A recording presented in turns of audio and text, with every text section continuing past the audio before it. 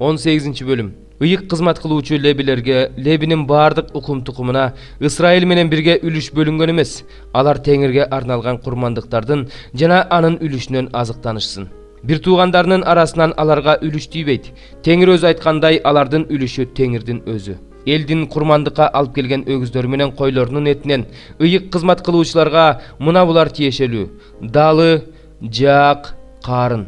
Ошондой эле эгинден, жүзүмдөн, зайтун майынан алган биринчи түшүмүңдү жана койлоруңдун алгачкы кырккан жүнүн ыйык кызмат кылуучуга алып кел. Анткени Кудай Теңириң бардык урууларыңдын ичинен аны жана анын уулдарын Кудай Теңирдин алдында өмүр өткөнчө кызмат кылыш үчүн тандап алган.